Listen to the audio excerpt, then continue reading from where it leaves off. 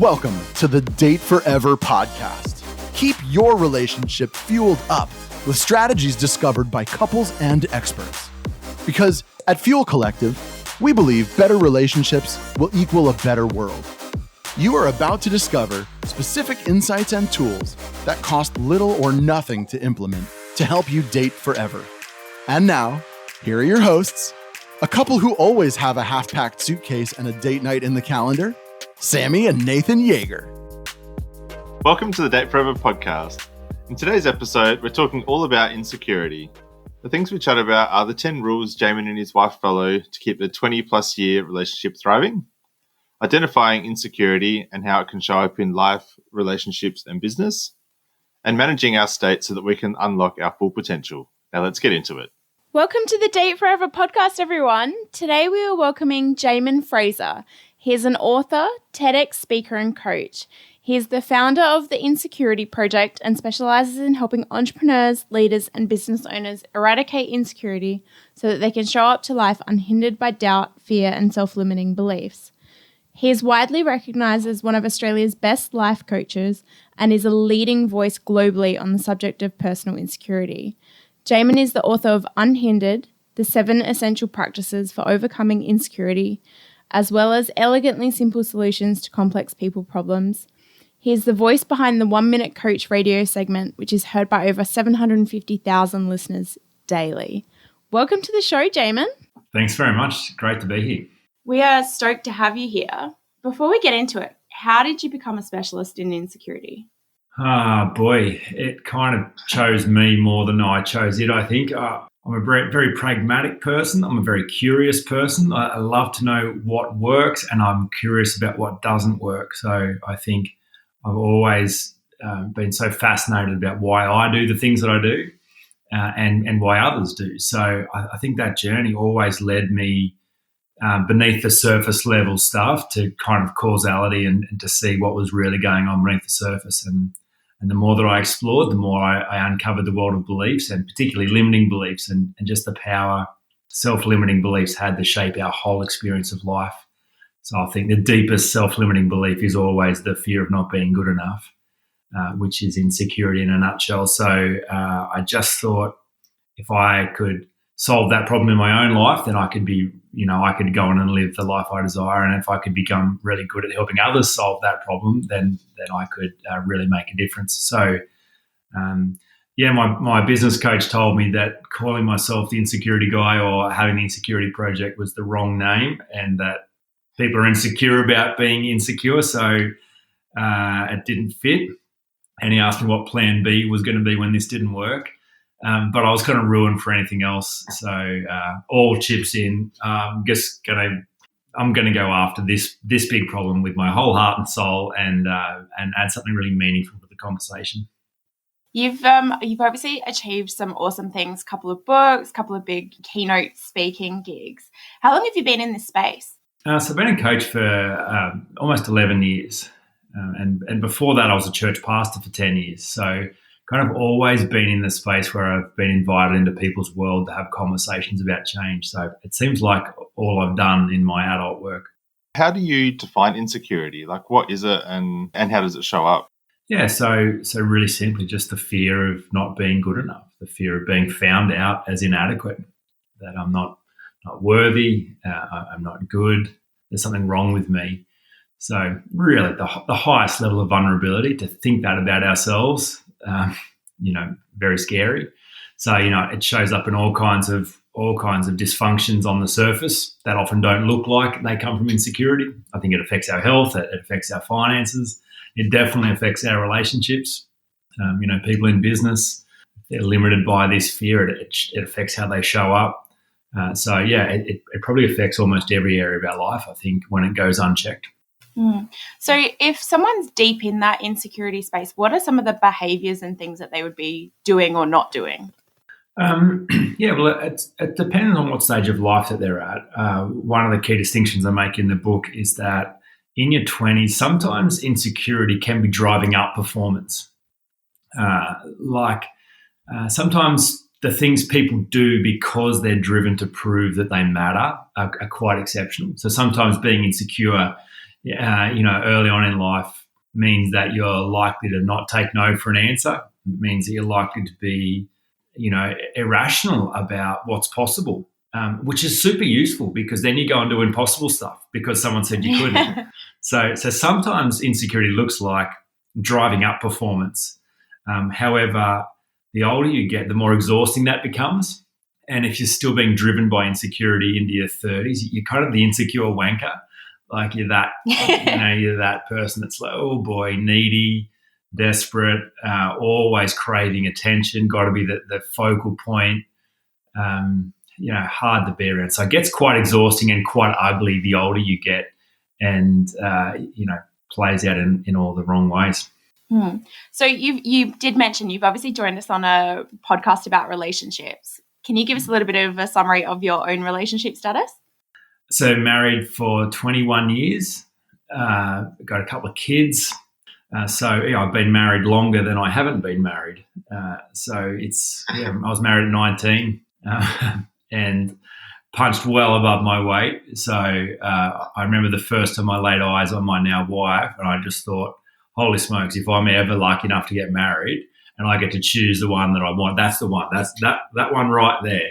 That's the one I want. And so, 12 months later, was married to her. So, wow. Yeah, that's my relationship status.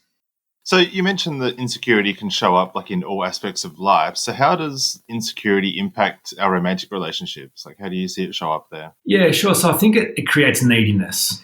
So if someone is insecure, that means they are not sure about whether they are enough. So that creates neediness, which is the most unattractive way to position yourself in any relationship. It's hard to be around someone who is needy because even when you give them what they need, they can't receive it. So that's the great challenge because the nature of insecurity is that it's a problem of our own opinion of ourselves. Most people are not aware of that. So they think that the insecurity problem is about what others think of them. Some people when they were young, their parents didn't love them enough or bullies teased them or they think they're insecure because of other people's opinion. And so then they look to other people's opinion to fix it. So they crave affirmation and connection and love and approval from those around them. But even when they get it, they don't believe it. They doubt it. They think you're just saying that because that's not where the problem was created and that's not where it's fixed. So it creates this neediness, which is unattractive and quite ugly. And, if two needy people are in a relationship together, they suck each other dry. Like they try and take everything from each other and they've got nothing to give in return. And so often I see people who've spent some significant time together out of insecurity, it ends very badly. It's quite destructive for each other. So, alternatively, the most attractive anyone can be is to be the prize, is to be secure in their own value and worth. That drives up attraction dramatically. So it's an important problem to solve to have romantic relationships last. Yeah. Well, I know for me, like when I look at Nathan, he's in the middle of doing something that he's, really confident and secure in himself that he's doing. Like that's really attractive. That's a massive turn on. I'm like, oh, look at him. He's got it going on. Like I love seeing Nathan in his element. So I totally get that. So we know that you have a few foundational rules with your beautiful wife that you've built over obviously the course of your relationship. Can you tell us a little bit about them? Yeah, this has been really interesting. And sometimes when I explain like setting up rules, especially to newlyweds or people in the early stages of their relationship, they kind of feel it's a bit contrived or a bit restrictive. But the example I would use is if you're sitting down to play Monopoly with someone and they don't know the rules and you do, they're very unlikely to have a good experience of that game, and you're much more likely to dominate them, and you probably won't even have a good experience because it won't be fun. So it makes sense to know the rules of the game so that you both can have a great experience. So we're very explicit about, okay, we want this relationship to be wonderful. What are the rules? How do we set this up so we both can win? So over 21 years, these are the ones that we've refined and worked through, and these are very meaningful to us and have served us well. So rule one, back down when you're wrong and stand up when you're right. So I think that's a great challenge, is to accept responsibility when you make a mistake and not to defend yourself and then counterattack. which is typically what happens if you get found out. You just deflect the attention, so you get away. But to go, okay, I was wrong. And the moment you find out that you're wrong, back down. However, if you're right and you're clear and you believe something, well, stand up, have a voice. Be very clear until the moment you find out that perhaps there's a better way or a different way. Then back down. So backing down. Not being passive and not just giving up, that's not going to work. Back down when you're wrong, that's been really important. Second rule leads on from that, apologise effectively. So I think there are 4 stages of an effective apology. You've got to explain what it is that you did. If someone just says, "Oh, I'm sorry about that," you're like, "Hang on a minute, sorry for what?" That's not an apology. Be clear about what you did, why you did it. If you have no awareness around why you behaved in a way that hurt me, how can I trust you again? That's not going to happen. What you did, why you did it. Now give me some empathy. Now put yourself in my shoes. Imagine that was done to you. How would you feel? So I want to know that you get the pain I'm in. And then 4, give me a believable plan about why this is unlikely to happen again. So I'm convinced that when you apologise in that way, you rebuild trust instantly.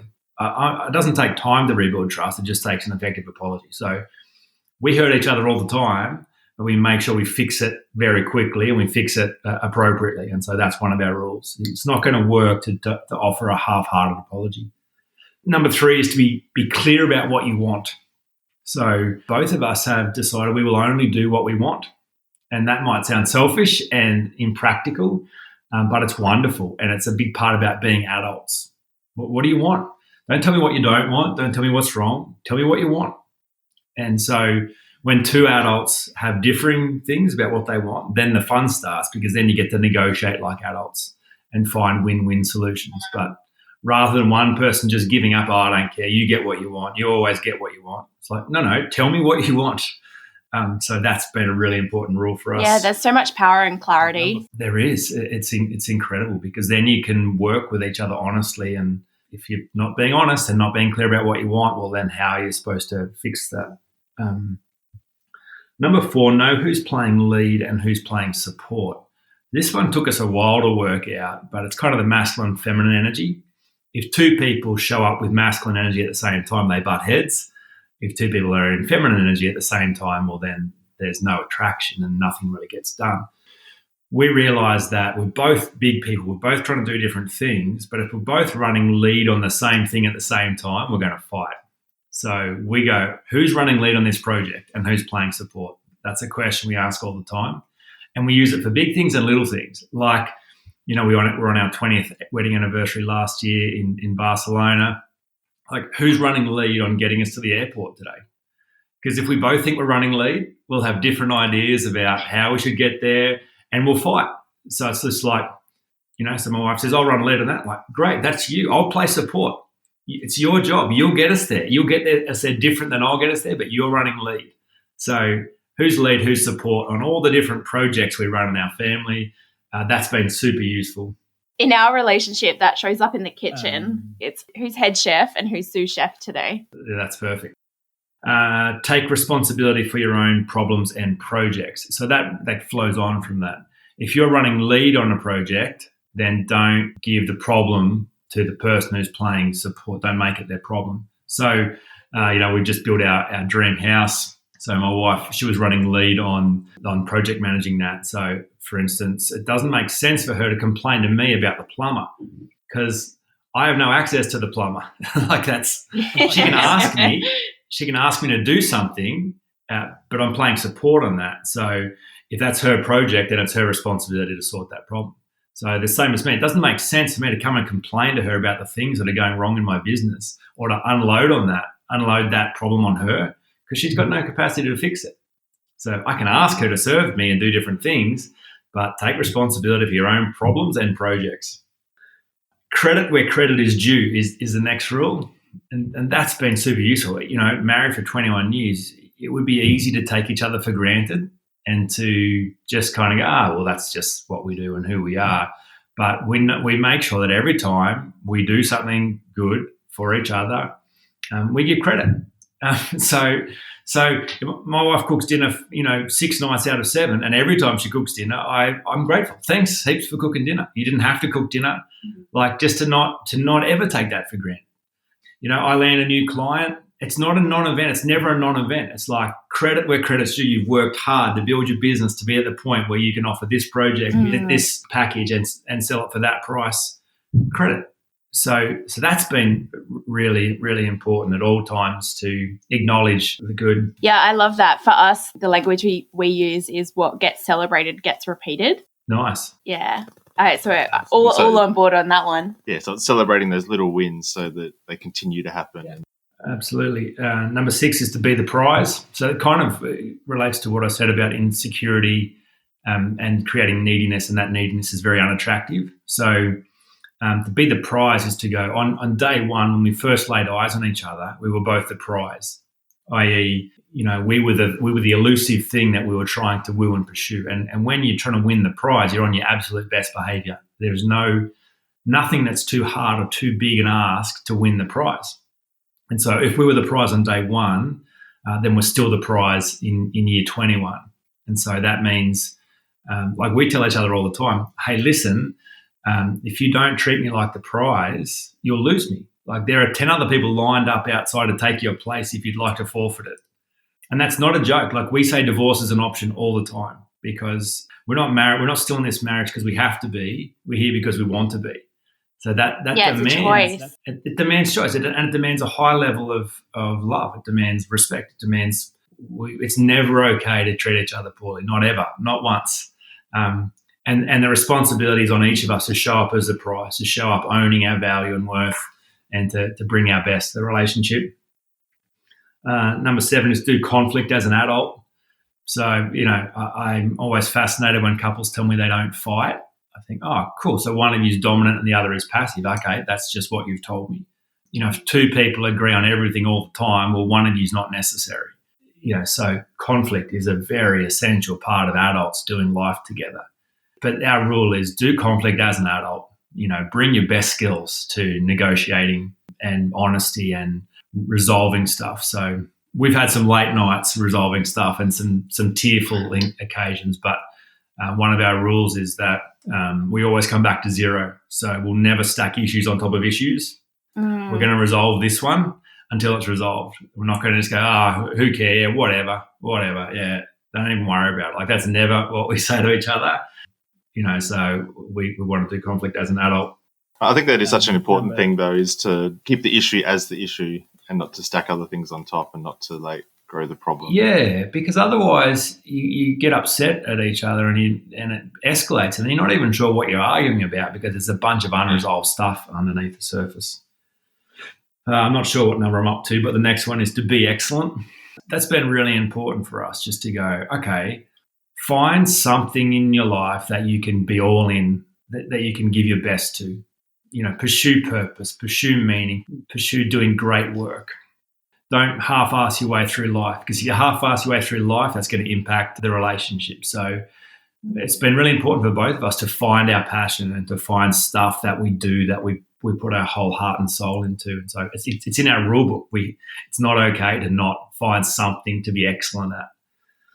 And then, the final one is to honour rapport with yourself as a priority.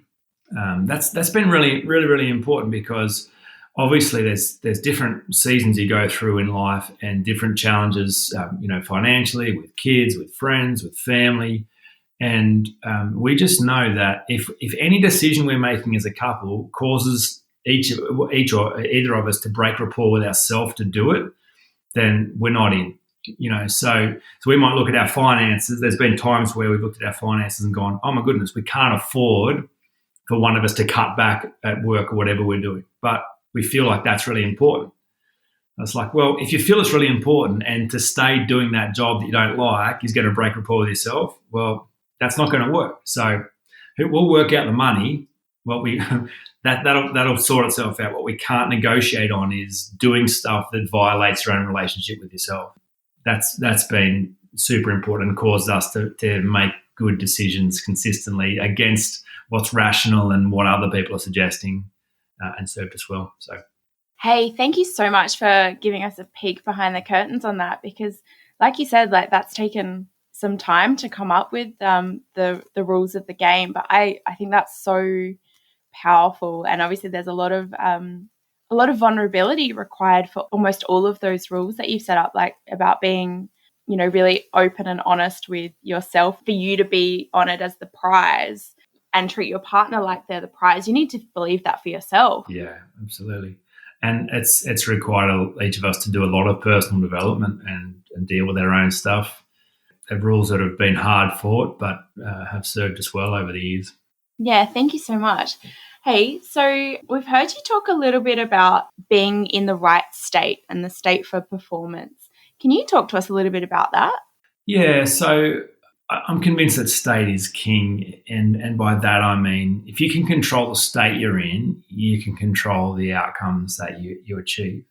We all know that on a good day we do better stuff than on a bad day. Like if you're feeling wonderful, you have access to energy and life and creativity and love and all the good stuff. But if you're in a poor state, feeling flat, tired, frustrated, well, good luck being creative, good luck being intuitive. Like you just don't have access to that. So yeah, one of the things that changed my life most was just the discovery that I could control my own state. It wasn't controlled by the weather or whether people said that I was doing well or whether there was money in the bank. I could choose my state. And I think looking at peak performance in any area, it's really clear that it's not necessarily the most talented, the fittest, the fastest, the strongest that make it to the top. There's plenty of talented people who never found a way to achieve their potential. So it's not necessarily those guys, but it is always the people who are best at managing their state. So, you think about elite sport, tennis, golf, for example, the top 100 players in both those disciplines are probably all equally talented. That's not what separates them. It's under pressure. Can you manage your state? Can you get back in the zone and access the best of you? So I think really simply the three things that you can focus on, that you can control to get in a good state are your language, your physiology, and what you're paying attention to. So you make any adjustment with those three things, it has to change your state. You change what you're paying attention to, it changes your state. You change what you're doing with your body, it changes your state. You change the way that you're talking, the words you're using, it changes your state. So you kind of get that. You can find an unfair advantage in life because most people have never worked out how to control their own state. So sometimes they're in a good state, sometimes they're not. It's not really up to them. If you can control it, then it's incredible what you can achieve. So how do you do that in a day-to-day sense? Like, do you realize that you're in a bad state and then you notice that and then are able to change it? Or how do you practically do that? I think it's the idea of constantly noticing and calibrating and making little course corrections. So one of my favourite authors, Simon Reynolds, he used to have, he'd be in and out of his car all day. And so every time he would get in his car, grabbing 10 and 2 on the steering wheel would be a reset for him. It would be to calibrate his state. It would be to go, hang on a minute, how am I showing up right now? Who am I being on my best day? And his 3 words to describe his best day where I have confidence, I'm certain, and there's a high level of clarity. So I'd get back in the car. How's my confidence? How's my certainty? How's my clarity? Okay, all right. Well, necessary adjustments what I need to make in my focus, my language, and my physiology to get back in that zone. And so sometimes he was correcting 15 times a day, but that's what you got to do. That's what you've got to do. So I think the more you can take stock and have some self-awareness to notice when your state has changed, because if you don't notice your state change, then you'll go to do work and you'll find yourself locked out of creativity, energy, resourcefulness, and you'll just be forcing your way through, and that's not a recipe for any kind of effectiveness. And I'm going to take a stab in the dark that there's some things that would work for the majority of people to shift state. You talked about how you are in your physical body. Is that just about making adjustments to your, the way that you're sitting, the way that you're standing, the way that you're moving? Or is that is it bigger than that? Yeah, no, it is that. Like there are some things that work generally for everyone, and then there are some nuanced things that are really specific to each individual, because I love that state is really subjective. That's why I love thinking about the word rituals, because they're life-giving practices that get you in a great state. Some of my favorite rituals are weird and strange and might put others in a really bad state, but I love it. Like every night before I go to sleep, I've got this leather cricket ball beside my bed and I smell it. It's my sleep ritual. Now, everyone's going, wait, what? You do what? And my wife says, you're a weirdo. I'm like, what? Yeah, I know I'm a weirdo, but it just gets, I love cricket. The smell anchors me to thinking about cricket. Often my brain's thinking about a million things. So when I think about cricket, then I just go straight to sleep. So there's some really subjective things, but then there's some really general. I'm sure things. you're not the only person who gets put to sleep by cricket. You're probably right. So there's some really general things like the way you're sitting, the way you are breathing, the way you are dressing. Like I think we all feel better when we're wearing our favourite clothes as opposed to our days. When we feel better if we've just had a haircut, if we're smelling good, if we've had a good sleep, if we're sitting up straight, if we're breathing deeply. Like those things generally impact all of us. So just noticing that you can lead yourself with your body is extraordinary. Oh, it's interesting that you brought up the rituals and the behaviours, because something that I've observed since the shift between my working life pre-COVID to my working life post-COVID is that there's quite a few of those state-making rituals that have been disrupted. And I wasn't able to reconcile that was what had happened. Wow. I was like, oh, I had this really, I guess what I thought was quite an indulgent behavior where I was going to my coffee shop and spending an hour in the morning to really enjoy my coffee, write down some notes and just, unpack what was going on for me. And I hadn't replaced that ritual when I started, when I wasn't able to go and sit in my coffee shop. And I hadn't realized how much that wasn't impacting not necessarily the productivity, but the state that it was putting me in to then tap into that productivity. So it's interesting, like when our rituals get disrupted, that, how do you go about replacing them? Or how do you, even having that awareness that that's what that pattern of behavior was doing for myself. Yeah, so it caused some reflection and introspection on, what I do to get myself in state. That's so fascinating. And I think when people understand the importance of state, then you go from feeling like spending an hour at the coffee shop journaling as being something indulgent to being something that's life and death.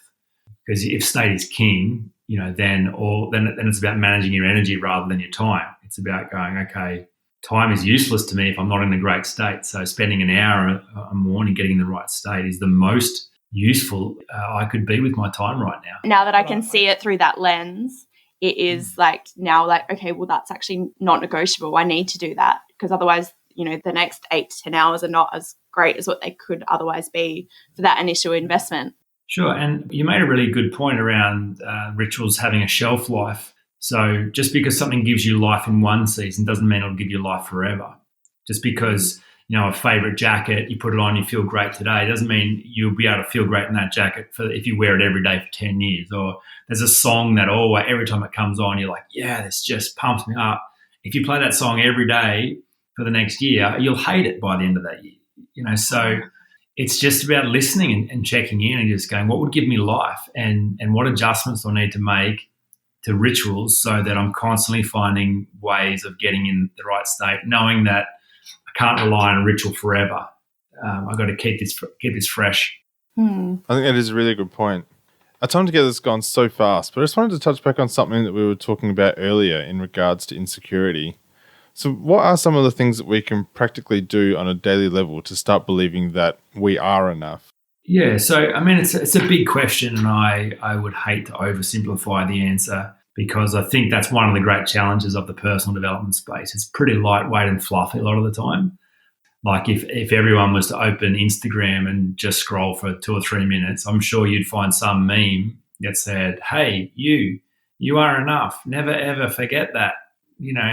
Oh, fantastic. Thanks. Fixed. Like it's great. I'll never, ever doubt myself again. Thank you, meme. I think that the real way of fixing this to kind of give people the way into this process is practice 1 of the 7 essential practices, and that is to step into the light, which simply means to stop running and stop hiding and really name the battle, to name the problem that you're solving. because insecurity is such a vulnerable subject and one that we prefer not to talk about a lot of the time. People pretend it's not true. They mask, they medicate, they avoid, they fill their life so full of possessions and performance and achievement so that no one would ever think they're insecure. So it's a big deal to stop and kind of go, do you know what? Yeah, underneath it all, I'm afraid of being found out. I feel like I'm an imposter. No, I'm not sure that I'm good enough. So to actually stop and name it, and then to really go that next level deeper and go, but what am I really naming here? What is this fear all about? And to discover at the deepest level, this fear is simply an issue of your own opinion of yourself. So that's what insecurity is. It's on some level, you formed an opinion over a certain experience that you probably had when you were really young that meant you were no good. So the problem is your own opinion of yourself.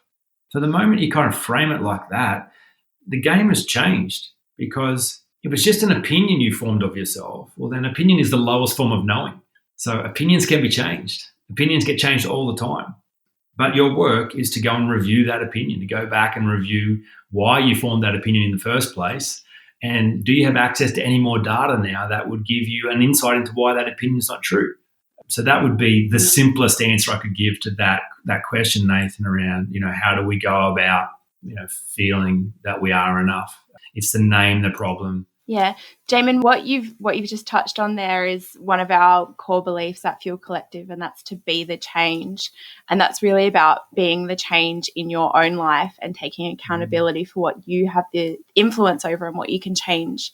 But it's also about being the change in the world and what change you want to see at a greater scale. So to say thank you for joining us today, we've provided a library book to Free to Shine to help with their mobile library so that they can share reading and help girls stay educated, to inspire them to dream really big. So thank you so much for making that possible. Really appreciate the time that you've taken to share with us today. My absolute pleasure. It's been a treat. So if people have really loved what you've been talking about today and want to learn a bit more about you, how should they do that? Well, my parents blessed me with a unique name, so it's actually not hard to find me. If you can work out how to spell it, that is. So, I'm the only Jaemin Frazer in the world that I'm aware of. And the interesting thing about the Insecurity Project is, although my business coach said, no, that's the wrong name, don't choose it, no one else in the world has branded themselves so overtly with that one word. So it turns out, again, it's very easy to find me anywhere in the world. You Google Overcoming Insecurity, the Insecurity Project, then I'm there. So I've just got the new book that you mentioned, Unhindered, the 7 Essential Practices for Overcoming Insecurity. You can get it free plus postage at the moment. So my mission is to end unnecessary suffering caused by unresolved insecurity. So I'm really keen to get that resource in the hand of as many people as possible. So you can find that resource at unhinderedbook.com or on my website, jaeminfrazer.com. Awesome, Jaemin. Thank you so much for joining us. And I just want to, really honour the vulnerability in sharing your own relationship with us. I think that's really special. So thank you so much. And we look forward to seeing what happens next for the Insecurity Project and your new book. Yeah, thank you so much. It's been a real pleasure. Thanks heaps for joining us. If you love what we're doing here and want more, subscribe to the Date Forever podcast to make sure you never miss an ep. Come and hang out with us and other awesome couples who are fueling up their relationships in the Thriving Couples Collective Facebook group, or check us out at fuelcollective.com.au. Until next time, keep on dating, because better relationships equal a better world.